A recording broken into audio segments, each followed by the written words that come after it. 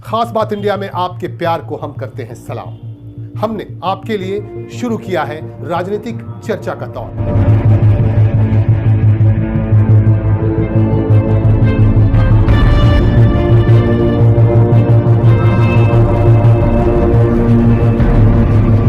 विधानसभा चुनाव है सामने, इसे देखते हुए हमने शुरू की है राजनीतिक चर्चा। इस चर्चा में हम आपको मिलवाएंगे पॉलिटिशियंस से, हम आपको मिलवाएंगे सोशल एक्टिविस्ट से, हम आपको मिलवाएंगे सीनियर जर्नलिस्ट से।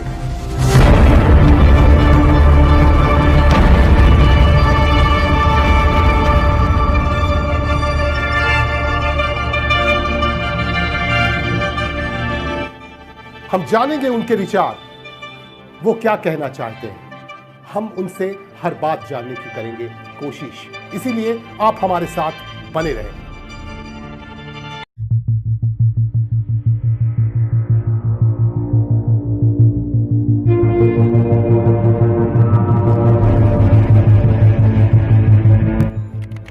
हमारे YouTube चैनल खास बात इंडिया को आप करें लाइक, आप करें सब्सक्राइब, ताकि आप हमारे साथ पल पल जुड़े रह सकें और शख्सियतों से भी मिल सकें, जिन शख्सियतों के विचार हम रखेंगे आपके सामने।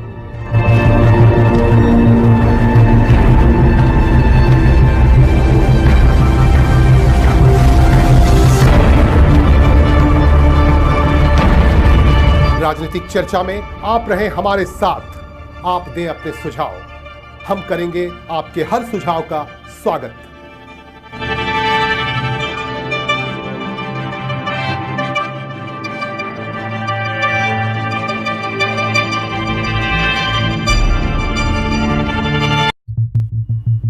जी हां, खास बात इंडिया आपके लिए लेकर आया है राजनीतिक चर्चा। आप जुड़े रहे हमारे साथ खास बात इंडिया में राजनीतिक चर्चा पर। नमस्कार, मैं हूं संजय सिन्हा।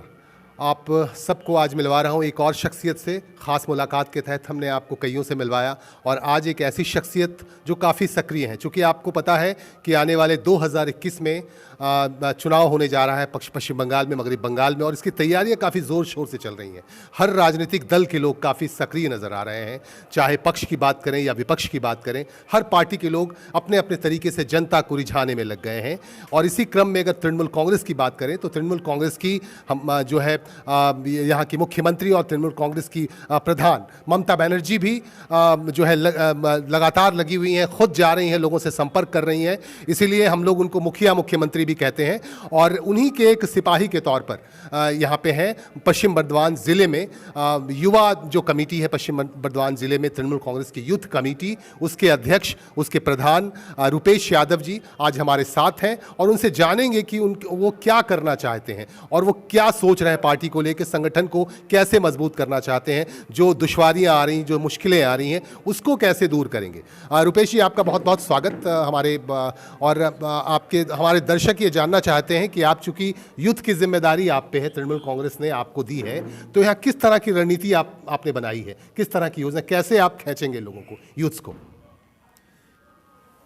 2014 के बाद से तत्कालीन जो हमारे विरोधी हैं अर्थात भारतीय जनता पार्टी 2014 के बाद से यूथ को बरगला करके जाति के नाम पे, धर्म के नाम पे, भाषा के नाम पे, इन सभी विषयों पर, कभी राष्ट्र के नाम पे, कभी पाकिस्तान के नाम पे बरगला करके यूथ को अपने साथ में रखा था और एक झुंझुना पकड़ाते थे, 2 करोड़ रोजगार देंगे और ऐसी रोजगार की व्यवस्था करेंगे, शिक्षित बेरोजगार अपना सर्टिफिकेट अपलोड करेंगे, वहाँ से कट करके सभी को रोजगार मिलेगा, कोई फॉर्म भरने की ज़रूरत नहीं होगा।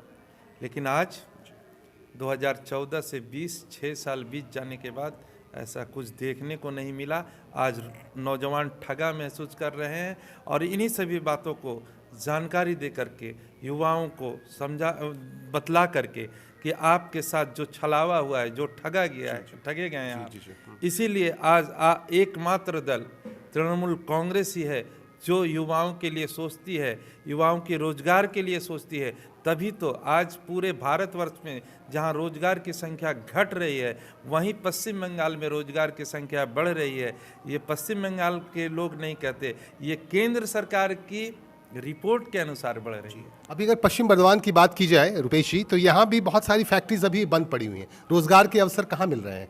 आप बताएंगे कि कहाँ से रोजगार का अवसर मिल रहा है? सारी फैक्ट्रीज बंद हैं। रानीगंज की बात करें, आसनसोल की बात करें और भी आसपास के क्षेत्रों में, तो कैसे रोजगार आप सृजित करेंगे, कैसे जोड़ेंगे आप युवाओं को?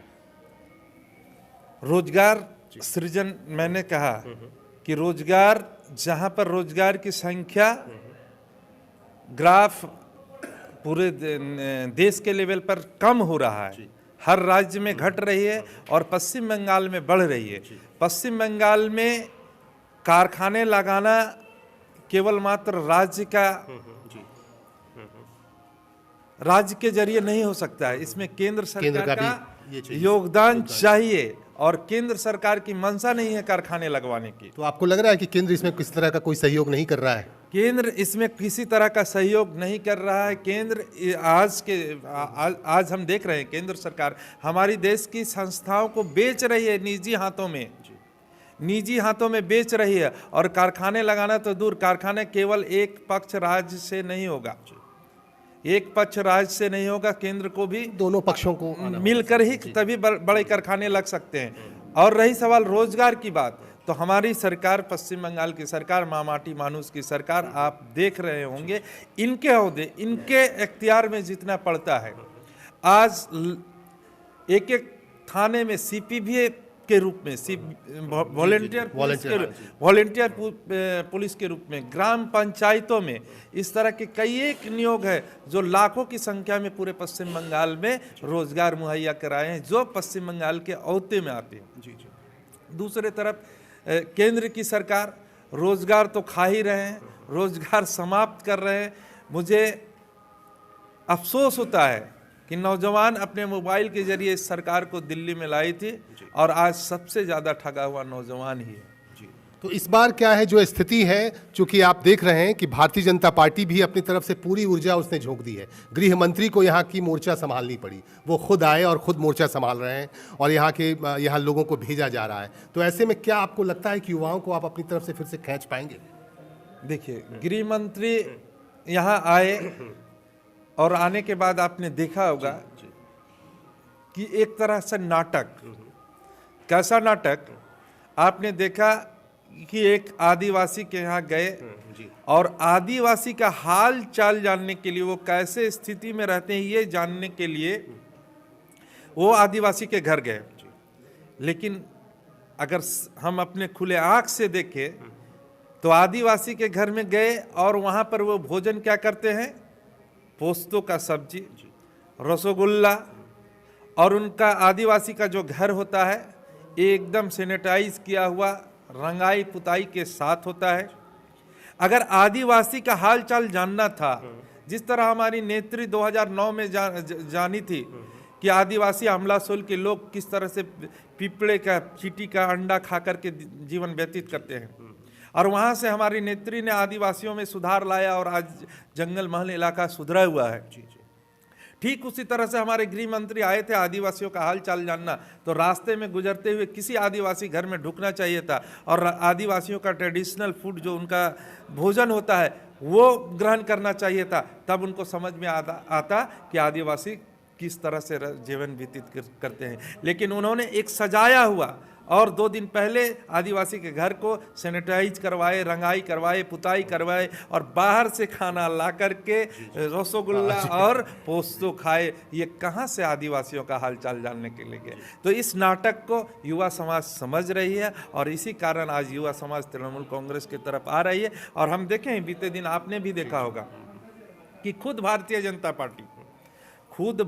जनता पार्टी के युवा मोर्चा, उनके 36 मंडल अध्यक्षों में से 32 मंडल अध्यक्षों ने अपने जिला और राज्य और देश के आला कमान को एक चिट्ठी लिखकर बतलाया है कि हमारे पश्चिम बर्धमान जिले के जो पूर्व जिला युवा मोर्चा, भारतीय जनता युवा मोर्चा के अध्यक्ष हैं, उनके खिलाफ मोर्चा खोल दिया है कि अगर दोबारा से उन्हें जिला सभापति बनाया गया तो वो लोग भारतीय जनता पार्टी युवा मोर्चा छोड़ करके तृणमूल कांग्रेस में शामिल हो जाएंगे।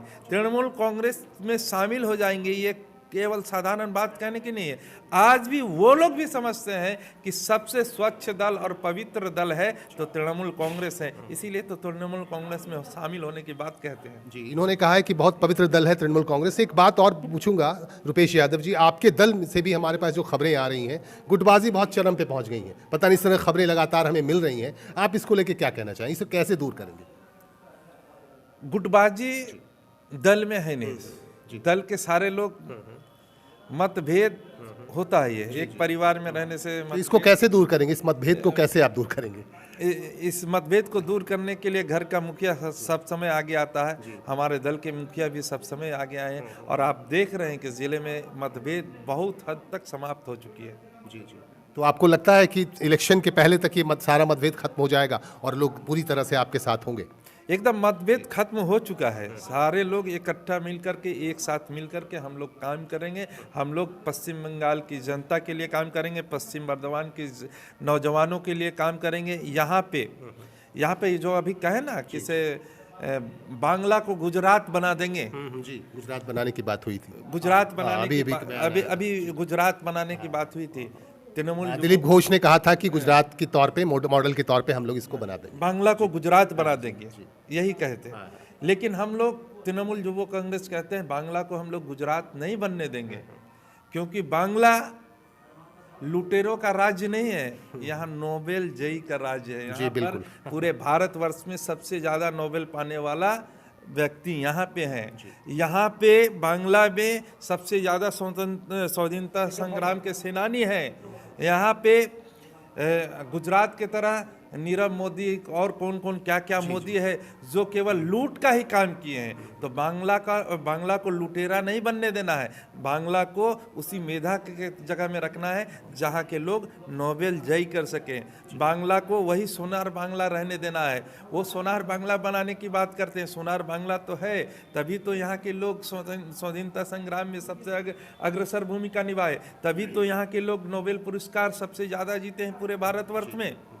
बिल्कुल, चलिए, बहुत अच्छी बात आपने कही। अब मिशन 2021 है, अब नज़र के सामने चुनाव है, विधानसभा चुनाव है, जो बहुत बड़ी चुनौती है, और इस चुनौती का सामना आप आफ्टर ऑल जो है, आखिरी प्रश्न है, कैसे आप क्या कहना चाहेंगे यहाँ के युवाओं को, पश्चिम बंगाल के युवाओं को, और यहाँ स्पेशली पश्चिम बर्धमान के जो युवा हैं उनको क्या मैसेज छोड़ना चाहेंगे आप अपनी तरफ से? पश्चिम बर्धमान की युवा और इस जिले के जितने भी युवा हैं, इन्होंने एक बहकावे में भुलावे में आकर के 2014 में अपने जिला से इस लोकसभा से भारतीय जनता पार्टी के सांसद को इस बार भी 2019 में भी उसी बहकावे में जाति के नाम पे, धर्म के नाम पे, उस बहकावे में आकर के उनके समर्थन में युवा समाज वोट कर दिए थे। लेकिन वही युवा समाज आज ठगा हुआ, अपने आप को छला हुआ महसूस कर रहे हैं।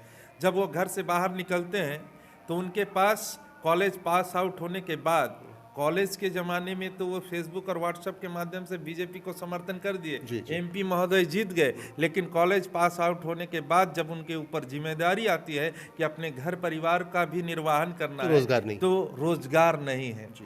और ये रोजगार जब नहीं है तो उनके सामने अंधेरा है, और इस अंधेरा से दूर होने के लिए भारतीय जनता पार्टी को किनारा करके आज युवाओं को तृणमूल कांग्रेस के साथ आना पड़ रहा है। चलिए, बहुत बहुत धन्यवाद। हमारे साथ थे रुपेश यादव जी, ये हमारे साथ थे, इनसे बातें हुई, बहुत सारे मुद्दों पे बातें हुई, और भी इनके साथ बने रहेंगे। बहुत बहुत धन्यवाद रुपेश यादव जी हमारे साथ जुड़ने के लिए। ब्रिजेश इलाही अंसारी कैमरा पर्सन के साथ संजय सिन्हा, खास बात इंडिया, आसनसोल।